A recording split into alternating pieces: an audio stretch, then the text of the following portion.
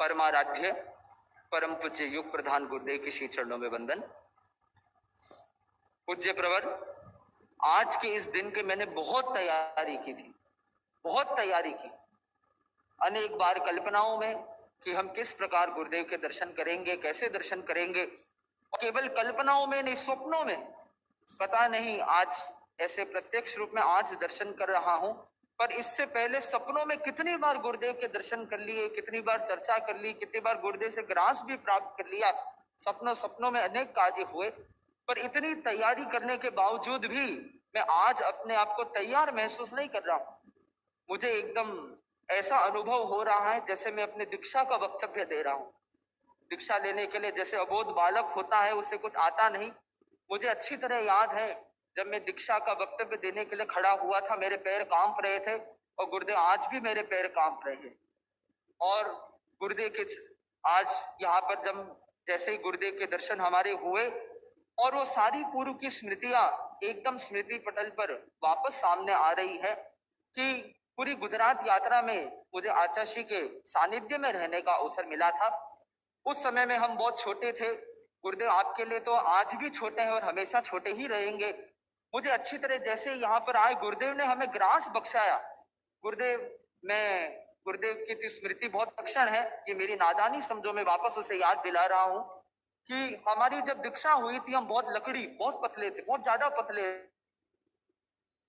तो आचार्य श्री ने हम 4 बाल मुनि श्री ध्रुव कुमार जी स्वामी, रम्य कुमार जी स्वामी, मुनि कुमार जी और मुझे याद करके लक्ष्य दिया था कि 1 वर्ष में 10 किलो वजन बढ़ाना है। तो हम तो इतने लकड़ी थे, कैसे बढ़ाएंगे, बच्चे थे, खाने पीने के भी अनेक नखरे थे। तो गुरुदेव ने एक प्राय नियम सा बना दिया था कि प्रतिदिन गुरुदेव के हाथ से हमें बख्शीश मिलती। तो वो बख्शीश में 6 महीने में 10.5 किलो वजन बढ़ा लिया था। और गुरुदेव आज और उस समय जिस वस्तु की, जिस पदार्थ की, मैं यहाँ नहीं कह रहा हूं, जो बख्शीश मिलती थी, मैंने जैसे ही दिल्ली से बिहार हुआ, जब तक गुरु दर्शन नहीं होंगे उसका त्याग कर दिया था। और आज गुरुदेव ने वही वस्तु आज वापस बख्शाई, तो मुझे इस चीज की बड़ी प्रसन्नता है। गुरुदेव आज मन में बहुत रिक्तता की भी अनुभूति होती है कि आज मुनि श्री महेंद्र कुमार जी स्वामी यहाँ नहीं है, क्योंकि गुरुदेव वे तो मास्टर जी थे। हमारा रिपोर्ट, मेरी रिपोर्ट तो वो देने वाले थे, तो अब तो मेरे रिपोर्ट देने वाले नहीं रहे।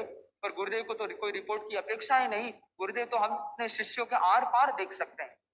गुरुदेव हम प्राय 8.5 वर्षों से मुंबई में है, और मुंबई में गुरुदेव ने तो भारत भ्रमण करा दिया, पर गुरुदेव हमने मुंबई में रहते रहते भी पूरा भ्रमण कर लिया।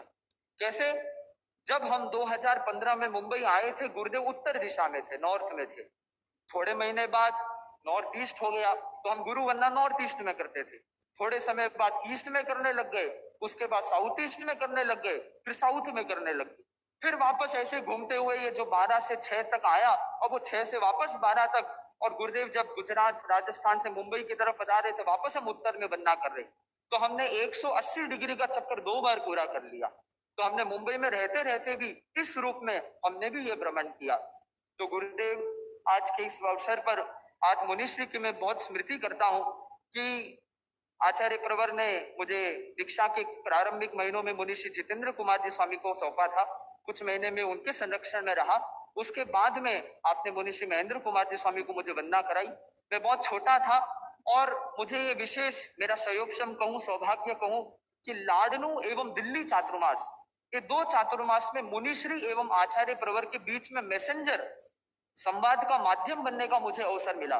जब भी गुरुदेव को कुछ मुनिश्री को कुछ समाचार पहुंचाना होता, गुरुदेव मुझे ही याद करते, और जब मुनिश्री को भी कुछ निवेदन कराना होता, मुझसे नहीं आ पाते तो मुझे भेजते। तो प्राय 2 वर्ष तक यही क्रम चला। तो लाडनू में पूज्य प्रवर को स्मृति अवश्य होगी, जब आगम कार्य के लिए पूज्य प्रवर ने मुनिश्री को समय दिया था, तो कुछ आगम संपादन आदि के कार्य मुनिश्री गुरुदेव के सेवा में पधारते। तो कि उस समय मुनिश्री ऐसे स्वयं चल लिया करते थे, सहारे की अपेक्षा नहीं थी। तो आगम के 2 थैले मैं लेके आता था साथ में। तो मुनिश्री के पीछे पीछे आता, कुर्सी लगाकर आसन लगाता, मैं पास में उपपात में मैं भी बैठ जाता। एक दिन याद है कि कोई शब्द ढूंढना था, तो आचार्य प्रवर ने हिंदी की डिक्शनरी मुझे पकड़ा दी और कहा कि भाई ये अक्षर खोजना है। गुरुदेव उस समय पता चला कि क ख ग भी याद नहीं रहा। हिंदी की डिक्शनरी तो हाथ में आ गई, अब मुझे तो पता नहीं ख पहले आता है बाद में आता है, कहाँ आता है। मैं तो पुस्तक पूरे देख रहा था, एक इधर एक इधर किधर। मुनिष ने इस चीज को देख लिया, वे समझ गए भाई इसका तो काम ऐसा ही है। मुनिष ने मेरे हाथ से पुस्तक ले ली और खुद शब्द खुद ढूंढ लिया। से वहां पर गुरुदेव की सेवा पूरी करके वापस जब अहिंसा भवन, भिक्षु विहार से अहिंसा भवन, पहले वाले पता मुनिष बहुत नाराज थे। मुनिष ने मेरे को बुलाया, डिक्शनरी देखनी नहीं आती हिंदी की। मुनिष ने कागज पेन मंगाया, क ख ग लिखा, बोले अब भी रट्टा मार कर मेरे को सुना। तो इस तरीके से मुनिष ने छोटी छोटी चीजें सिखा के मैंने मुनिश्री का गुरुदेव संभवतया मुझे जितनी स्मृति है, मुनिश्री के पास बाल मुनि के रूप में दो ही संत रहे, या तो मुनिश्री कुमार श्रमण जी स्वामी रहे या बाल मुनि के रूप में मैं मुनिश्री के पास में रहा, जितनी अगर यदि मेरी जानकारी गलत नहीं है तो मैंने मुनिश्री से बहुत वात्सल्य पाया। यहाँ तक कि अंतिम दिनों में मुनिश्री जब हॉस्पिटल में भी थे तो प्राय मुझे हॉस्पिटल में विश्राम करने में बहुत संकोच होता था, तो मैं प्राय नहीं सोता। अब जब मुनिश्री विराज जाते, मुनिश्री को अच्छा लगता, ये भी मुनिश्री की विशेषता थी। आधा घंटा भी अगर ऐसा लग रहा है अच्छा है, अजित मुनि आ जाओ, और हॉस्पिटल में भी एक थैला आगम का कार्य जरूर होता। तो जैसे ही मुनिश्री विराज जाते हैं, मुनिश्री देखते कि मैं सोया नहीं। कितनी बार ऐसा हुआ है कि स्वयं के स्वास्थ्य को गौण करके मुनिश्री ने मुझे हॉस्पिटल में जबरदस्ती सुलाया, बोले कैसे नहीं सोएगा, बोले सो जा, खाना खाया नहीं खाया, पानी पिया नहीं पिया। तो इतना वात्सल्य मुनिश्री का मुझे प्राप्त हुआ है। एक बार पैर में चोट लग गई थी, मुनिश्री ने साधन में मुझे अपने गोद में बिठा लिया। तो इस तरीके से वात्सल्य भी बहुत मिला, तो गुरुदेव डांट भी बहुत मिली। मुनिश्री के उपालम भी हमने खूब पाए हैं, पर मैं यही मानता हूं कि वो उपालम मेरे विकास में सहायक ही बना। गुरुदेव मैं ये तो नहीं कह सकता कि उपालम मैंने बहुत सहर्ष स्वीकार किया हो, उस समय तो बड़ा दोहरा ही लगता था, पर फिर भी मैं लॉन्ग टर्म में कह सकता हूं कि वही उपालम कहे, वही मुनिश्री की वात्सल्य मेरे विकास में योगदान बना है। तो गुरुदेव मैं अंत में खाली प्राय सभी, हाँ, और गुरुदेव अंतिम दिन मुनिश्री के प्राय मुनिश्री का जीवन का पूरा स्वावलंबी रहा। प्राय मुनिश्री को अपना स्वयं का काम खुद करते थे, विशेष बीमारी के अवसाय। अंतिम दिवस ऐसा था कि अजित स्वामी चाहते थे मैं हॉस्पिटल में नहीं आऊं, क्योंकि हॉस्पिटल में ज्यादा लोगों को रहने नियम होता था, नहीं मिलता था। तो अजित स्वामी ने तो यही पहले समाचार भिजवा दिया था कि आहार पानी, अजित स्वामी का उपवास था, बोले मैं देख लूंगा, जितनी अपेक्षा तुम मत आना। मुनिश्री को पता चला मुझे ना बोल दिया है, तो मुनिश्री ने वापस, प्रहलाद काशिद था साथ में, उसको कहा नहीं सिद्ध मुनि को कहो कि आना है। अजित स्वामी को बोला नहीं, ऐसे कैसे ना बोला, नहीं सिद्ध मुनि को बुलाना है। तो उस दिन मैं गोचरी लेके फिर मैं ईस्ट से वेस्ट विले पार्ले की तरफ गया, और उस दिन गुरुदेव हम तो कहाँ कल्पना भी नहीं थी कि मुनिश्री की सचेत अवस्था का वो अंतिम दिन होगा। उस दिन अपने हाथों से मुनिश्री को आहार करवाया। मुनिश्री जब विराजे, अजित स्वामी भी पुड़ाए हुए थे जब विराजे, तो मुनिश्री ने बहुत प्रसन्न होकर कहा कि आज सिद्ध मुनि बड़े चोखो आहार कराए। तो उस दिन मुझे आज भी ऐसे भी हमें कुछ यत्किंचित अवसर मिला। मुनिश्री ने आगम के कार्य के साथ ही, जब जम्बूद्वीप प्रज्ञप्ति का कार्य था और आचार्य प्रवर का संदेश आया था कि हमारे हाथ में किस दिन आ जाएगा, तब तक तो कार्य प्रारंभ भी नहीं हुआ। तो तब मुनिश्री ने फिर मुझे बुलाया कि भाई मेरे निर्देशन में, भाई आज सोमवती अमावस थी, बोले लो कागज पन्ना लो और बोले चालू करो। और संस्कृत छाया सबसे पहले चालू करवाई, जो गुरुदेव को मैंने गुरुदेव के चरणों में, गुरुदेव वो कार्य हमारा है ही नहीं, वो कार्य आप श्री का ही है, जो आप श्री के चरणों में समर्पित किया। और अंत में मैं यही कहना चाहता हूं कि प्राय लोग साधु साध्वियां या श्रावक श्राविका वरदान मांगते हैं। मेरे मन में भी इच्छा थी मैं भी कुछ वरदान मांगू कि गुरुदेव के सन्निधि में रहने का अवसर मिला, आदि आदि बहुत सारी चीजें हैं, पर गुरुदेव ने तो मुझे वरदान मांगने योग्य ही नहीं रखा। गुरुदेव जब कलकत्ता सॉल्ट लेक एक दिवस पधारे थे, गुरुदेव ने बड़ी कृपा करके एक अनुष्टुप श्लोक मेरे लिए प्रदान किया था, जिसका अंतिम चरण था सिद्ध सिद्धत्व माप्नुयात्, कि तुम सिद्धत्व प्राप्त करो। अब इतना बड़ा वरदान जिसको मिल गया, वो और क्या वरदान मांगे। तो गुरुदेव मैं वरदान तो कुछ नहीं मांग सकता, मुझे तो श्रेष्ठ सर्वोपरि अनुत्तर वरदान मिल चुका है।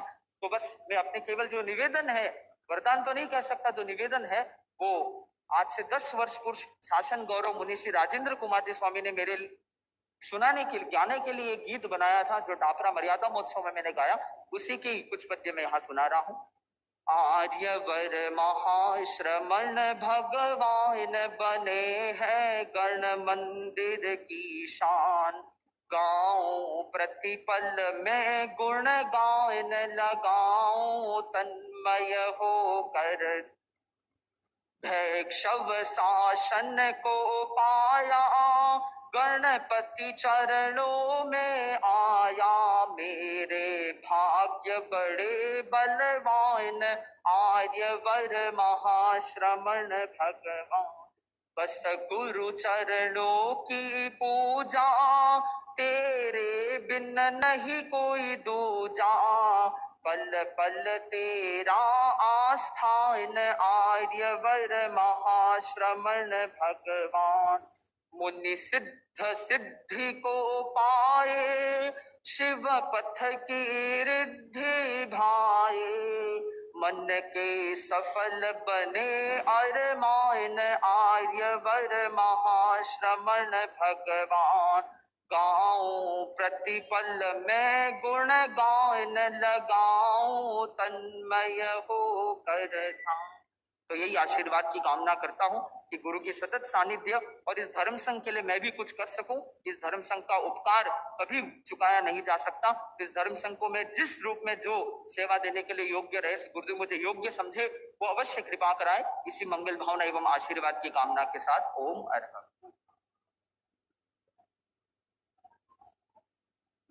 जहाँ